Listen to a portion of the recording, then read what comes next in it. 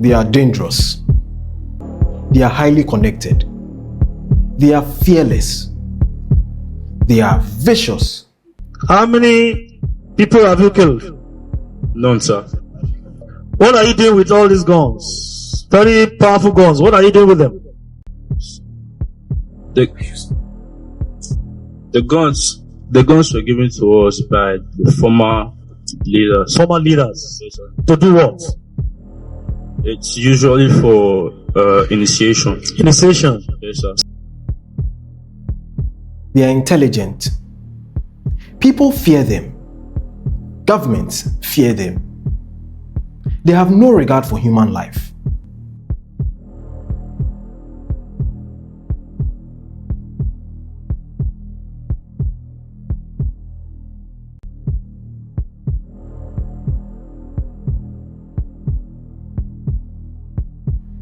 They are behind several cases of cyber fraud, human and drug trafficking, arms smuggling, and whatever atrocious crime you could think of. Formed in Nigeria, yet they operate in several countries across the globe. They are the Black Axe Gang. Which group do you belong to? New Black Movement of Africa. New Black Movement of Africa, aka what? Black Axe. Black Axe, another name again? Aye. Aye. Which of the cult do you belong to? Black Axe. I asked him, so, what was your role in the Black Axe? And he said that he started off as a butcher. I asked, well, what's a butcher? And he said, well, you should guess from the name. And then I asked him just up front, well, how did you kill people? He sort of leant forward in his chair and cocked his fingers into the shape of a gun and just put straight on my forehead, glaring at me. Welcome to book number 7. Consider subscribing if you haven't already. My name is Nana Kwesi. So, in July 2024, police from 21 countries worked together in an operation called Jackal III. Our next story is about a police operation, a global investigation conducted across 5 continents, called Operation Jackal III. The operation was conducted by INTERPOL, and among their targets was a notorious gang, a group that originated in West Africa, in Nigeria, but now it spans the globe. It is called Black Axe. Black Axe is involved in almost every type of organized crime: drug smuggling, human trafficking, murder, extortion. But the gang is best known for cyber crimes, for financial fraud committed online. This operation led to the arrest of 300 people and the seizure of over $3 million worth of property and money. While that sounds like a success, many experts believe it won't do much damage to Black Axe's huge network. The group is believed to have over 30,000 members across the world and makes more than $5 billion every year. Black Axe didn't start as a crime group. It was created in 1977 at the University of Benin in Edo State, Nigeria. Back then, it was a student group promoting Black pride and unity across Africa. But over time, it changed into a dangerous international organization. Now, Black Axe has members in countries like the United States, Canada, Italy, Brazil, Argentina, Ireland, the United Arab Emirates, South Africa, France, the UK, Spain, Portugal, and the Netherlands. They also have a presence in African countries like Ghana and Côte d'Ivoire. In Asia, they've been found operating in places like China, Japan, Malaysia, and Singapore. Black Axe is known in Nigeria for its use of violence. Members, called Axemen, are involved in drug trading, kidnapping, illegal business deals, and using fear to control people. They also fight with other rival groups such as the Maffites, the Supreme Eye Confraternity, and the Vikings. These gang wars have led to nearly 6,000 deaths in Nigeria from 2006 to 2021. But it's not just in Nigeria. Abroad, Black Axe members are known for crimes like drug trafficking, controlling women in the streets, and their biggest money maker, internet crime. In the beginning, Black Axe members were like many others in Nigeria, doing simple internet scams known as Yahoo Yahoo. These scams usually involved tricking people into sending money with fake love stories or made-up business opportunities. But over time, they became more skilled. They began running large operations, especially one called Business Email Compromise, or BEC. This is where they pretend to be someone you trust, like your boss or a supplier, and convince companies to send them money or private information. One case involved an Irish plastic company that was tricked into sending about $98,000. In another, they tricked a Spanish company into sending about $317,000. At first, these might seem like small amounts to big companies, but they add up. In 2019, 13 Black Axe members were arrested in the United States for stealing more than $10 million through internet scams.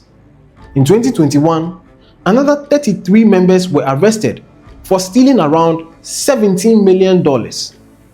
In North America alone, it's believed that Black Axe makes $300 to $500 million every year through these types of scams.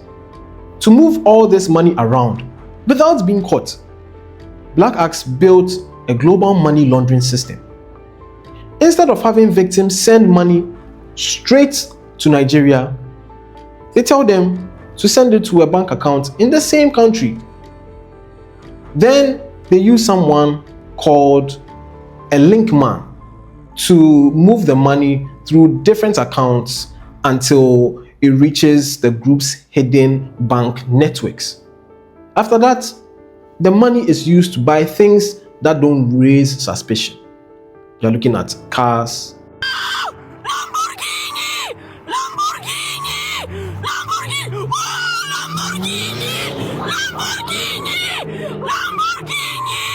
and houses, or is sent through digital currencies like crypto, which are hard to track. In North America, one common method is to buy cars and ship them back to Nigeria. Sometimes they buy real estate. These homes or buildings then go up in value and make it harder for everyday people to buy property. Other times, they put the money into businesses that outcompete honest ones because the gang has more cash to use. One key figure in this money movement was a man named Junior Boboye, who helped move millions of dollars for Black Axe before being caught in Ireland in 2018. Another big name was Ramon Abbas, better known online as Hash Papi. He lived in Dubai and showed off his wealthy lifestyle on social media. He helped Black Axe and other groups, like a North Korean hacking group, move illegal money before he was arrested in 2020. Even in countries where no arrests have been made, like China, Black Axe moves money through Hong Kong and Chinese bank accounts. That's because financial checks in those places are weak and making it easier to hide large sums of money. People involved in money laundering for Black Axe often live quiet, normal lives, blending easily with everyone. In 2019, Ikechukwu Amadi, living in Canada, was sent to jail for being part of a $5 billion laundering scheme. Another man, Galeb Alomari, who lived in a peaceful Toronto neighborhood, was jailed in the United States in 2021 for helping to move millions of dollars using fake wire transfers and bank scams. Back in Nigeria, Black Axe is feared for its violent behavior. The group is often described as a brutal street gang. Images of their enemies, beaten or worse, appear on social media and in the news, shocking many Nigerians. In cities like Lagos, Port Harcourt, and Benin City, people are afraid of being robbed, harmed, or caught in the middle of a gang fight. These dangers have only increased since 2019. Many parents worry their children might join Black Axe or be hurt by them. One reason for this fear is how Black Axe recruits new members. They often go after students in secondary schools and universities. Which of the cult do you belong to? Black Axe. So, how were you initiated? I was initiated a campus, Which year was that? year 2003. People in Nigeria call these criminal student groups cults. Black Axe is especially feared for its initiation process, where new members are sometimes beaten until they pass out or are forced to do something terrible, like hurting a stranger or even someone close to them. Once someone becomes a member, they swear loyalty to a spirit called Krofo, the unseen god, and are introduced into a secret world of rituals and traditional beliefs. Getting out of Black Axe is not easy. Anyone who tries to leave might be punished by the group or attacked by rival gangs. Some people join vigilante groups to fight against Black Axe, but this just creates more violence. Black Axe is not just a gang. It has a complex setup. In Nigeria, it's connected to a registered group called the Neo-Black Movement of Africa. Which group do you belong to? Your Black Movement of Africa. New Black Movement of Africa, aka what? Black Axe. Black Axe, another name again. Yeah. Aye. This is a legal group with more than 1 million members. Many people believe that Black Axe is the criminal arm of NBM, using the group as a cover for illegal activities. The group is led by a president and a council of elders. They also have a national council and different zones managed by local leaders. In Nigeria, there are about 60 zones. Around the world, there are 6 in North America, 2 in South America, 7 in Asia, 16 in Europe, and 4 in Africa. Within the group, members play different roles. There are priests who handle rituals, enforcers who deal with punishment, people in charge of communication, and treasurers who manage the group's money.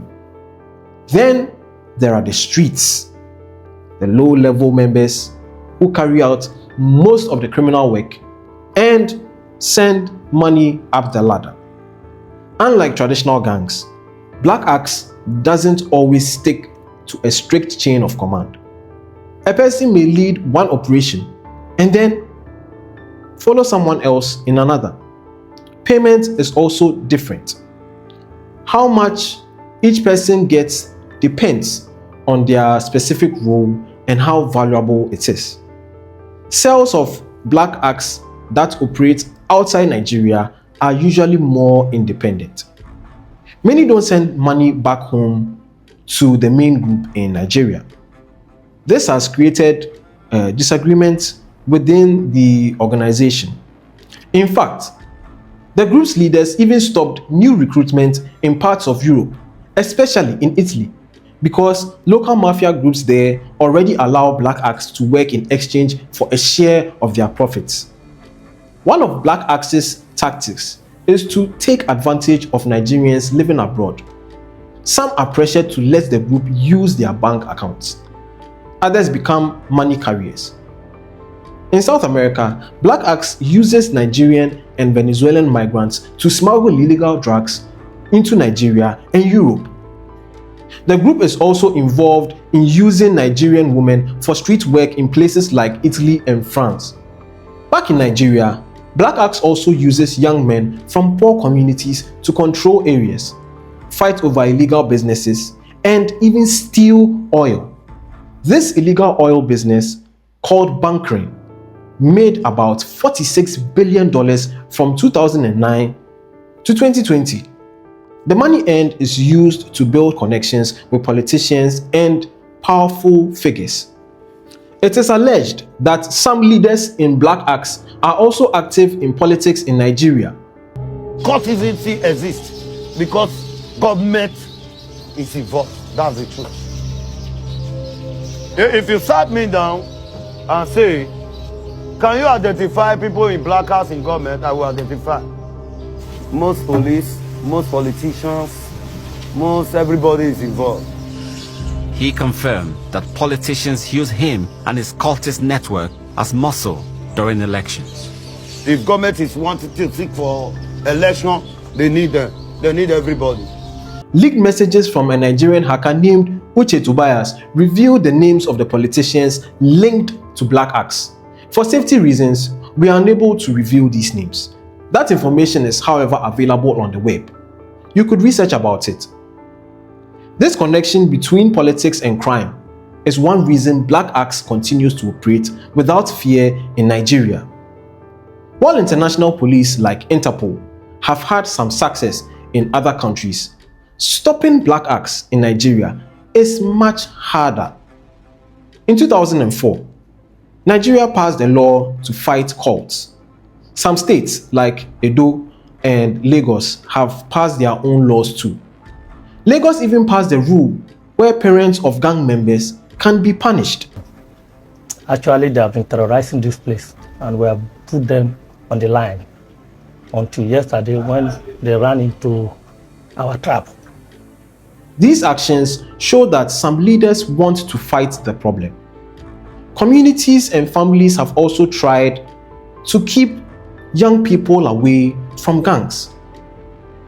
Local vigilantes sometimes capture suspected members and turn them over to the police. It's alleged that many powerful people in government and police are members of these groups, so high-level arrests rarely happen. In many cases, when someone is arrested, someone powerful calls and tells the police to let them go. A police officer in Edo once said, they get these calls from top politicians all the time. Sometimes, police even use these anti-cult laws to silence student protests or peaceful gatherings instead of the real criminals. Another stronghold of the Black Axe gang is Ireland, as reported by Sunday World News and other major news outlets in Ireland and the UK. Let's discuss the crackdown of the Black Axe gang in Ireland by the Irish police. Ireland became a stronghold for the Black Axe gang, which originated in Nigeria in the 1970s, but has tentacles around the world. And the Ireland police, Gardaí, have been at the forefront of a major crackdown on their operations. Gardaí have made hundreds of arrests in recent years as part of Operation Sky, which is the Irish contribution to Interpol's Operation Jackal, targeting the notorious crime syndicate across 21 countries.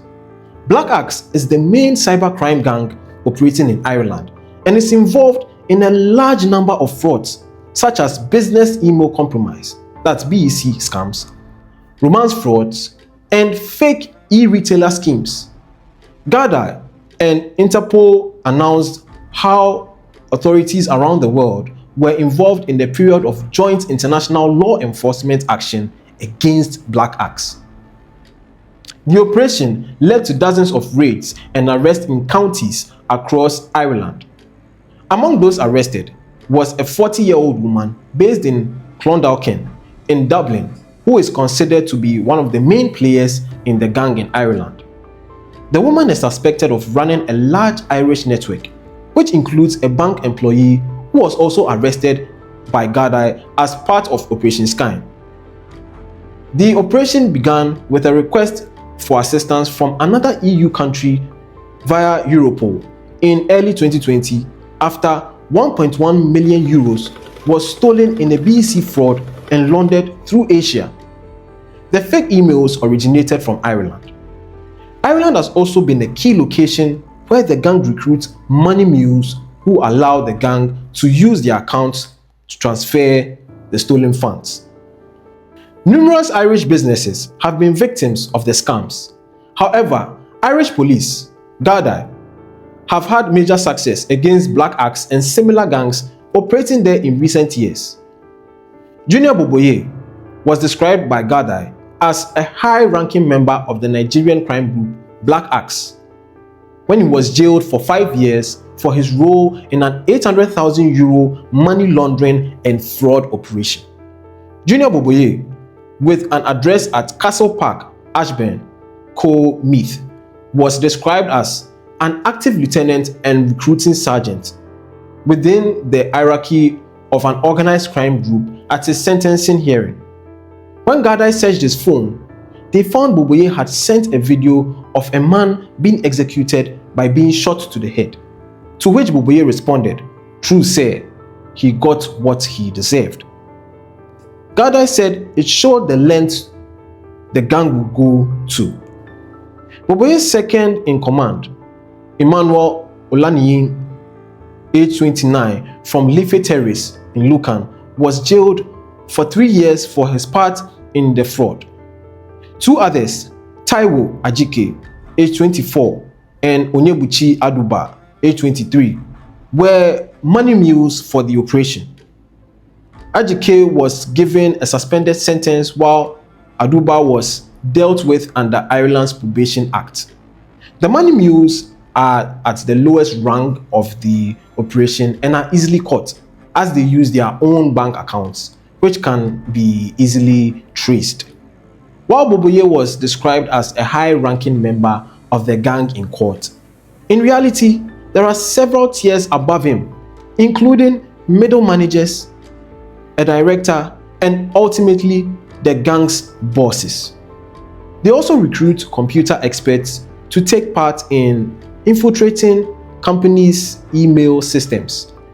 While the online world is where the gang commits fraud, there have been a number of violent incidents linked to Black Acts in Ireland, including petrol attacks. A man arrested and convicted told Garda how another person above him received a threat to his life from the gang. Joyce Sulambi, age 24, of Lohunda Park, Clonsilla, Dublin, 15, was given a suspended sentence after he defrauded 2 Irish transport companies by diverting an invoice of almost €50,000 into his own bank account. When he was arrested, he admitted his involvement to Garda and told about the threat to the person who recruited him. "I let my account be used for it. It was 3 lads, but I was mainly dealing with 1 lad," Sulambi told Garda. Another recruiter caught by Garda was IT worker Ajibola Bamidele, a former Google worker. He was described as sergeant in the organization when he was jailed for 2 years after he enlisted others as money mules for the gang. Bamidele of Hastings Green, Hamlet Lane, Balbriggan, pleaded guilty at Dublin Circuit Criminal Court to 4 counts of money laundering on the dates in June and July 2020. The court heard the former Google worker started out as a money mule himself before moving up to becoming a recruiter. Another man targeted by Garda, Kayode Falade, recently pleaded guilty to his part in a €125,000 redirect fraud carried out by Black Axe. The court heard that hackers broke into employees' email addresses, then contacted suppliers and creditors to divert legitimate payments for engineering work into a different bank account. A false Nigerian passport was used to open the accounts where the money was redirected to, and Falade withdrew cash from the accounts. Supermarket worker Falade, a 37, of St. Vincent Street North, Phibsborough, Dublin 7, pleaded guilty in his involvement in the fraud. In the previous year, a culprit named Valentin Radu, age 34, was given a 2.5-year suspended sentence in relation to his part in the attempted theft of €743,000 as part of an email interception fraud. Gadai had identified 16 people linked to the fraud, which they believe was carried out by an international organized crime gang. Radu of Warrenstown Place, Blanchardstown, was just a small cog in the operation and only withdrew 1,500 euros of the cash. He told the Sunday World News he was stupid for getting involved, but denied being a member of the crime gang and said he was tricked into it by a friend who fled to Romania after the crime. "I'm stupid, I cannot help it," he told reporters. "I have my fault anyway. I effed up. That's it. I made a mistake and need to realize that." Italian national Giuseppe Di Vicciaro, age 47, with an address at Addison Drive, Glasnevin, Dublin, was jailed for 3.5 years in 2021 after helping launder thousands of euros for the Black Axe. He opened 7 bank accounts using a real ID but a fraudulent utility bill and then laundered 200,000 euros through the accounts. Gadai found almost 10,000 euros in cash in his apartment when they raided it. Di Vicciaro, who posed as a fashion photographer working internationally in Europe and Nigeria while actually working for the gang, later said he had a gambling addiction which turned him into a criminal. He was part of a trend in Ireland where bank accounts were opened in Italian names and were used to launder money for the gang. For months, the GNECB had been investigating a group of 12 Italians who each flew to Dublin over a period of weeks and each opened multiple bank accounts. The Italian men and women, all of whom were from Trieste, used their own passports to open the accounts, but presented the same fake utility bills as proof of residence. Gadai suspected an organized money laundering plot, with an Irish-based handler who took control of the bank accounts once the Italians had departed. But who was the handler and what organized crime group was he or she affiliated to? Your guess is as good as mine. Giuseppe Di Vicciaro. So another fraudster, Ami Enabulele of Glendale Manor, Letterkenny, Co. Donegal, was jailed for 3 years after he was centrally involved in a scam where more than 205,000 euros was taken from dozens of allied Irish banks' customers' accounts. In that scam, the gang accessed online accounts of victims and contacted banks, pretending they had forgotten their passwords. They then used phone shop employees to get SIM cards in the same number as the victims, but with a different phone provider. When the bank sent text to the numbers so they could change their passwords, the fraudsters were then able to access the victims' accounts. Enabulele has close links to a Dublin-based gang member who was higher up in the chain in the operation and was arrested. Junior Boboye has been jailed for 5 years for his role in an 800,000 euro money laundering and fraud operation. Members of the criminal money laundering operation were caught flashing fraudulent documents down the toilet after hotel staff at the Carlton Hotel in Tyrestown alerted Gadai to their suspicious activity, the Dublin Circuit Criminal Court head. When Gadai seized the mobile phones of Junior Boboye, age 28, they uncovered that he was a high-ranking member of the Nigerian group, but operates internationally.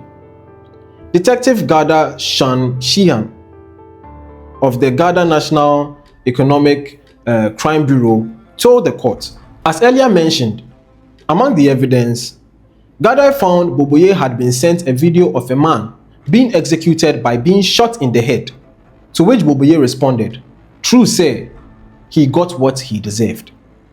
This execution happened outside the jurisdiction, but it showed the lengths the criminal organization was prepared to go to, the court head. Boboye pleaded guilty to committing multiple offenses for the benefit of a criminal organization on the dates between August 2017 and May 2018, a crime that carries a maximum sentence of 15 years. He also pleaded guilty to 13 counts relating to money laundering and using false instruments during the same period. He had 9 previous convictions, mainly for road traffic offenses. Sentencing him, Judge Pauline Court said Boboye was an active lieutenant and recruiting sergeant within the hierarchy of an organized crime group. The court held the operation involved the theft of 792,000 euros from 8 businesses using invoice redirect fraud, of which only 319,000 euros was recovered, mainly through insurance. Boboye was not involved in the fraudulent emails, which were sent from outside the jurisdiction, but he was a well-trusted and central cog in the criminal group, assisting in the dispersing of funds to launder monies and actively recruiting money mules for the use of their bank accounts, the court held. Judge Court said these kinds of operations undermine the public's trust in online payment systems. The court head Boboye got into university to study computer science, but had to drop out due to financial difficulties. He had drug addiction issues and fell out with his family, but has since reconciled with them. Defense counsel Michael Bowman, SC, said his client made some disastrous choices. The court head Boboye initially got involved as a money mule to make some money for college fees before his accounts were frozen, and he got deeper involved with the criminal organization. There was no evidence he was personally enriched by his involvement in the crime, the court held. Taking into account a number of mitigating factors, including Boboye's guilty pleas, remorse, and good work history, the judge handed down a sentence of 6 years with the final year suspended. She backdated it to when he went into custody. Emmanuel Olanyan, 29, was Boboye's second in command, the court held. Olanyan, with an address at Leafy Terrace, Lucan, Côte, Dublin, pleaded guilty to 19 counts involving money laundering, using false instruments, deception, and forgery. He has a small number of convictions, none of which are relevant, the court held. Gada found evidence of over 200 messages between Olanyan and Boboye, discussing the various money laundering schemes. Olanyan was not a recruiter for money mules, but he was a significant spoke in the wheel, Judge Court said. He money laundered funds using his own bank accounts in Ireland and Nigeria. There was no evidence he was under duress, the judge said, adding Olanyan was a significant recruit in the scheme to launder monies. Separate from his money laundering activities, Olanyan also pleaded guilty to forging documents and deceiving the Dublin County Council by posing as a landlord in order to receive HAP payments over a 10-month period in 2018. This offending showed he had a propensity to commit fraud not only against businesses but against the taxpayer, Judge Court said. Olanyan received a total of 3,300 euros in fraudulent HAP payments, which he had in court to pay back as a token of his remorse. The court heard he holds a master's in data analytics and, prior to going into custody in 2021, had a good career with a social media company. Judge Court handed down a 4-year sentence to Olanyan but suspended the final year, noting his guilty pleas, remorse, his pro-social family background, and his educational achievements. Taiwo Ajike, age 24, and Onyebuchi Aduba, age 23, were money mules for the operation. Ajike was given a suspended sentence while Aduba was dealt with under the Probation Act, which means he won't get a conviction. Each pleaded guilty to 1 count of possessing the proceeds of criminal conduct within the state on dates in February 2018. They have no previous convictions. Ajike was found to have 126,644 euros of criminal proceeds in his bank account, while Aduba had 19,965 euros in his. Then, There is Funmi Abimbola, aged 26, one of the higher-ranking Black Axe figures to be jailed in Ireland. He was working in human resources at Bank of Ireland when he helped to launder hundreds of thousands of euro through Irish accounts. At a sentencing hearing, Abimbola from Lucan was described as academically gifted with 2 degrees, including a master's, and no prior convictions. Yet, he was deeply involved and pleaded guilty to working with one of the world's most notorious crime networks. He fled to the UK and had to be extradited back to Ireland to stand trial. Now, according to Interpol, cybercrime is the gang's biggest source of revenue, and it launders stolen funds through its vast international network of facilitators and money mules. In Ireland, the Nigerian-based International Criminal Organization is now responsible for most, if not all, of the online scams and cyber frauds detected here, GADA Detective Superintendent Mr. Crayan said. Since its launch in 2020, Operation Skein, set up to target the criminal organization, has established that at a conservative estimate, 90 million euros has been laundered through Irish bank accounts for the Black Axe gang in 8 years. It has identified 1,400 people who have connections to the wider criminal organization in a variety of roles. These include at least 86 mid to top tier targets in Ireland, according to Mr. Crayan. Hundreds more are involved as facilitators managing the bank accounts used for money laundering and headers who recruit and manage mules.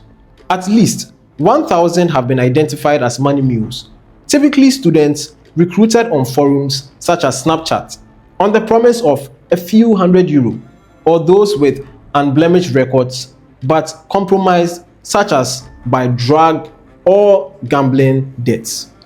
At least 100 people have been arrested under anti-gangland legislation, and at least 50 have been charged. Dozens more have been investigated for money laundering, many of them students in their teens and 20s. To date, 40 young people have received juvenile cautions for money laundering offenses. The more arrests that are made, the more phones and devices seized, the more new connections emerge, as well as some concerning patterns. Now, according to Mr. Crayan, 10 professionals in high-end jobs with financial institutions and corporations were found to have links to Irish-based members of the crime network. Mr. Crayan said, "GADA simply don't know whether these insider threats are deliberate plans or targeted by Black Axe because of the jobs they hold. We don't know, but we see a lot of these insider threats, and not just in banks," he said. The concern is not just about the potential access to bank accounts that gangs are after. It is also access to the tradecraft, how the banks and businesses operate, and having insider knowledge. In one case, a woman who worked for a utilities company is suspected of passing a customer database to a man who was subsequently arrested for sending fake text messages to trick people into transferring money from their accounts.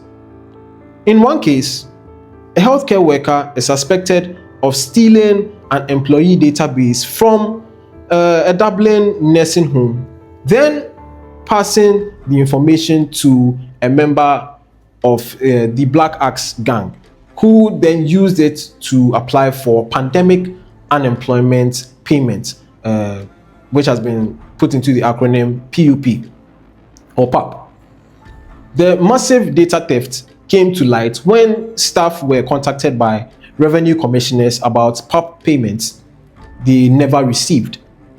In another case, The girlfriend of a suspected Black Axe facilitator worked for a call center for a financial institution.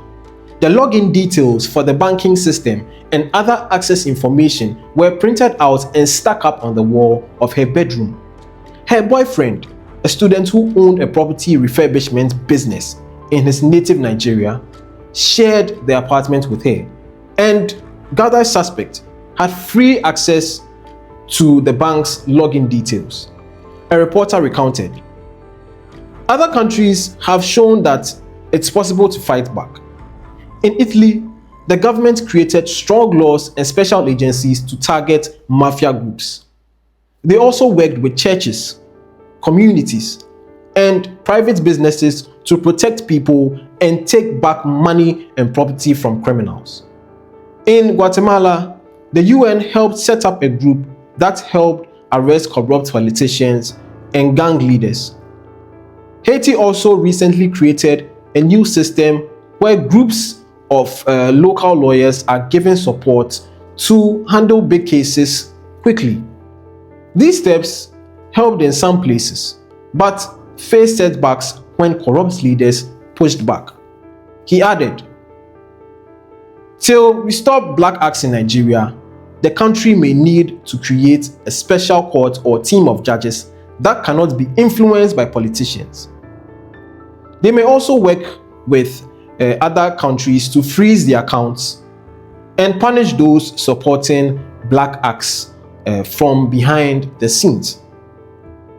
More efforts are also needed to help young people understand the dangers of joining such groups. Outside Nigeria, more police partnerships in Africa can help fight Black Axe. Companies should teach their workers to spot scam emails. They can also use technology to stop fraud and collect evidence against criminals. Countries like China and the United Arab Emirates must also take responsibility. These places are often used to move stolen money because their systems don't have strong checks. If these countries start enforcing tougher rules, it could seriously hurt Black Axe's finances. To stop this powerful group, it will take teamwork across borders, within governments, and inside communities. But if people work together, Black Axe can be weakened and many lives can be saved from its grip, he added. Another stronghold of the Black Axe gang is Italy. That's a whole new topic. We'll do a documentary of how they took control over an island in Italy and their joint operations with some Italian mafia groups to exploit African migrants who illegally migrate to Italy by sea and end up at that island. Anticipate that documentary. Anyway, watch these videos next and subscribe if you haven't done so already. Let's meet in the other videos.